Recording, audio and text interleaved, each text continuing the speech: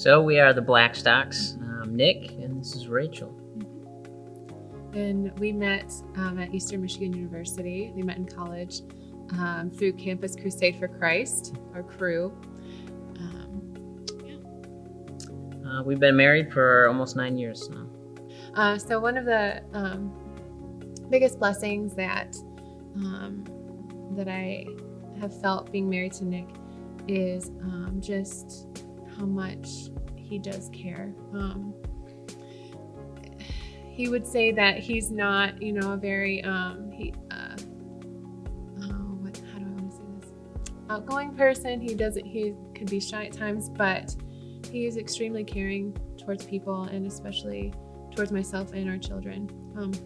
He goes out of his way to make sure that through difficult times that I've been safe and comfortable, and just he just shows me how much he loves me by taking care of me.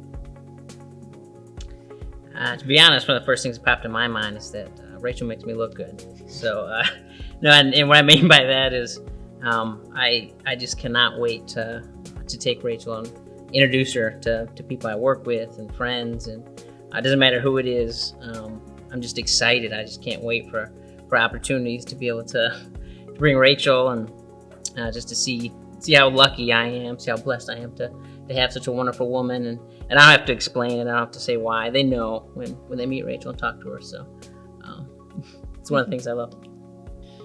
So there has been a few different times where we've had to trust God in our relationship, trust our relationship with God to get through some difficult times in our marriage. But the one that comes to mind right away is this past year in 2019.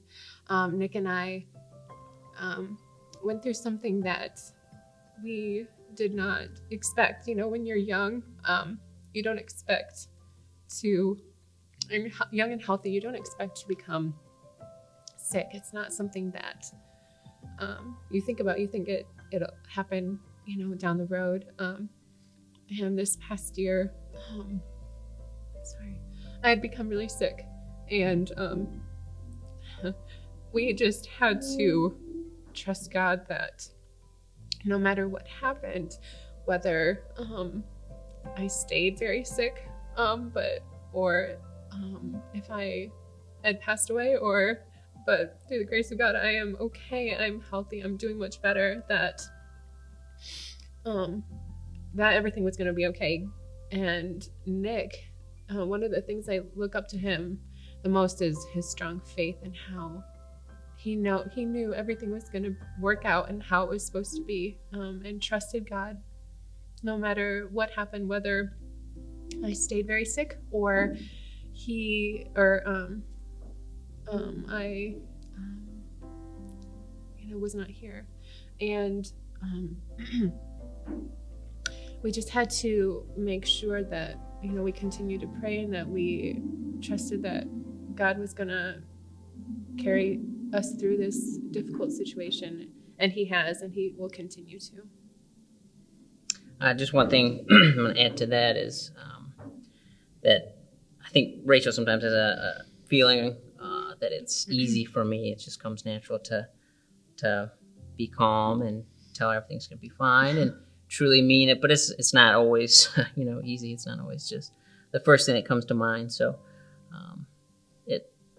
I really do have to trust in God. I have to pray, and I have to just seek counsel and just give Him all my worries and anxieties, and I've been blessed that He's been able to allow me to comfort Rachel to those times, even when I want to be scared or nervous or not sure what's going on. I somehow find a way to make Rachel comfortable. So I'm grateful for that.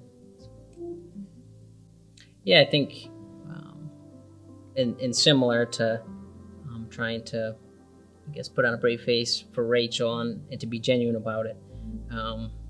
There's also a responsibility and just the way I want to be able to to talk with my children about that. When they ask about what's going on with mom, or where's mom, why she have to keep going back to the hospital, those aren't easy questions to answer to our children either. They're probably harder in some senses. It's not as easy to explain, I don't think. And when our daughter gets nervous and scared about if mom's going to be okay, God usually provides me the words. It's usually not me. I don't, have a simple thing to explain to her always right offhand, but definitely Bible verses have come up that made it easier to help explain to her. And prayer has been huge. Praying with the kids, having them pray for mom, and I think just having them hear me pray, and I think it's sometimes easier to relay. When I'm talking to Jesus and they hear me talking to Jesus, it's different than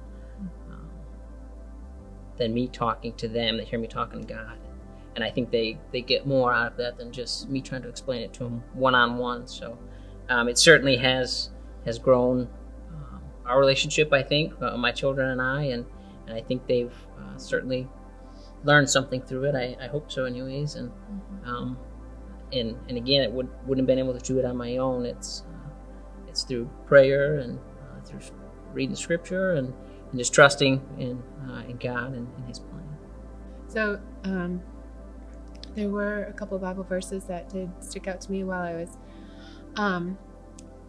going through this past year. There were so many amazing people at the church and family and friends throughout the country that sent me letters and cards, and a lot of them had Bible verses.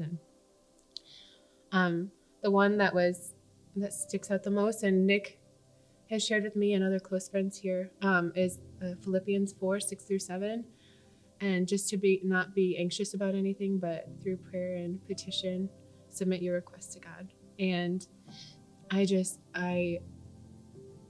yes, that is something that has stuck with me, and I think will continue to the rest of my life, is that just praying and just asking God for, I do need to say, and I do say, for his will to be done, no matter if I want this to be clear.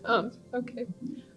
So I will, continue to pray to him and his will be done, even if it means that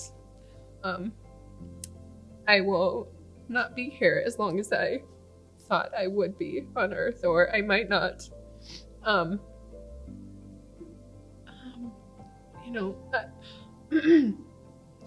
not to be selfish and not to want the things that I want, but for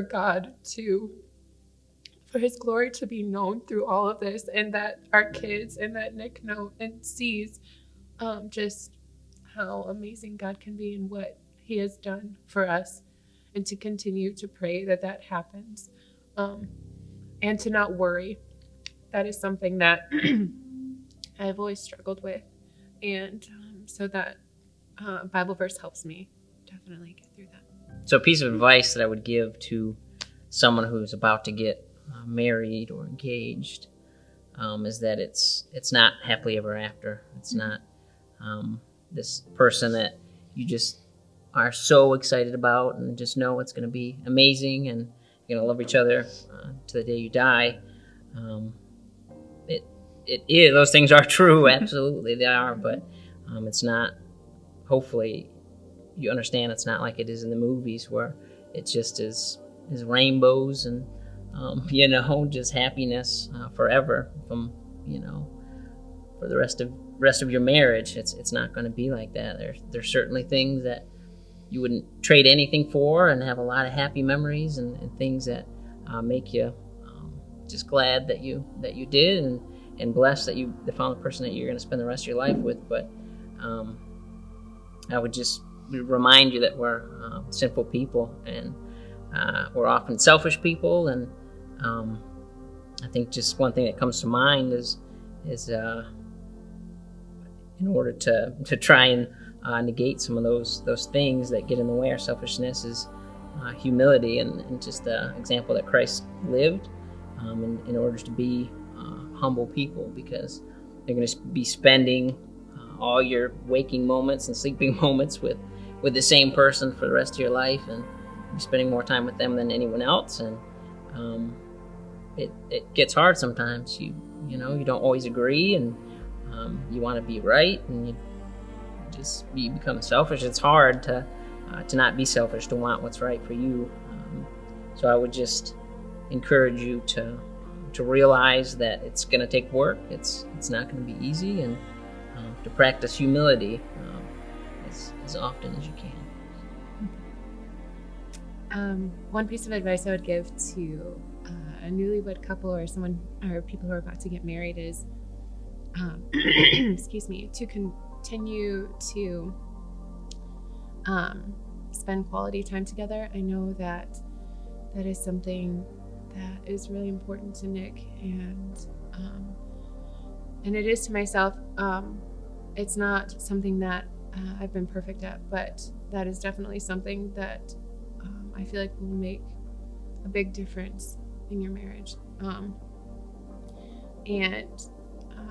Just being willing to listen to what your spouse has to say, and to be open to what they have to say, and to listen to their feelings, and just to talk together, and just even when it's just as simple as sitting down together and listening and talking to one another can make a big difference.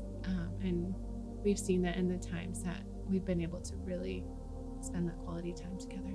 And I honestly, one of the times that we even got to do that was, and I didn't expect this. This was just a huge blessing. When I had to go to radiation treatment to Georgetown, he was able to, we were blessed, he was able to go with me.